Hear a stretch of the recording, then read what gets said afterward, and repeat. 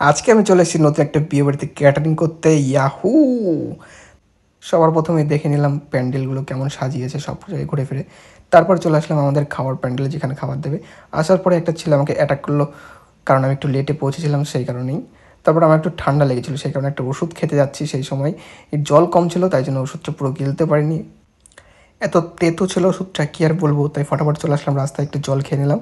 তারপর দেখলাম এখানে আমাদের বৌমণি ফটোশ্যুট করতে ব্যস্ত, আর আমি এখানে ফুচকা খাচ্ছিলাম। তো ফুচকা খাওয়া শেষ হলে চলে আসলাম কফি খেতে। কফি নিয়ে চলে আসলাম রাস্তায়, হালকা করে একটু গান শুনছিলাম আর কফি খাচ্ছিলাম। কফি খাওয়া শেষ করে চলে আসলাম প্যান্ডেলে লবণ পটগুলো ভরে নিলাম। তারপর আমাদের সমস্ত খাবারগুলো ঘরের মধ্যে ঢুকে নিলাম। তারপর এখানে ব্যাজ অলরেডি শুরু হয়ে গেছে। আমি এখানে লেবু নিয়ে দাঁড়িয়ে আছি, প্রত্যেক প্লেটে করে লেবু দিয়ে আসলাম। তারপরে চলে আসলো সৌভিক ভাই প্রত্যেক প্লেটে ভাত দিয়ে চলে গেল।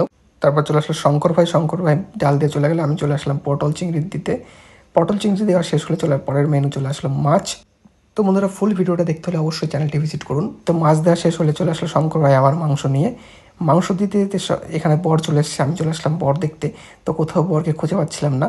শেষে দেখি এখানে ছাদনাতলায় বসে আছে ছোট্ট একটা বর। তারপরেই পেলাম আসল বরকে। তো বিয়ে অলরেডি শুরু হয়ে গেছিলো এবং আমাদের খাবার দাবারও প্রায় শেষের দিকে। আমরা বসে গেছি এখানে খেতে। সবাইকে খাবার দেওয়া শেষ হলে আমরা খেতে বসে গেছি। সবাই দেখো কত সুন্দর চিকেন ফ্রাইড রাইস দেখাচ্ছে। আর আমি এখানে আজকে দই, মিষ্টি এবং চাটনি নিয়ে বসে গেছি খেতে, কারণ আজকে আমার নিরামিষ ছিল। তো বন্ধুরা, আমরা এখন খেতে থাকি। তোমরা চ্যানেলটি সাবস্ক্রাইব করে দিও, আর ভিডিওটা ভালো লাগলে অবশ্যই লাইক করে দিও। Bye bye.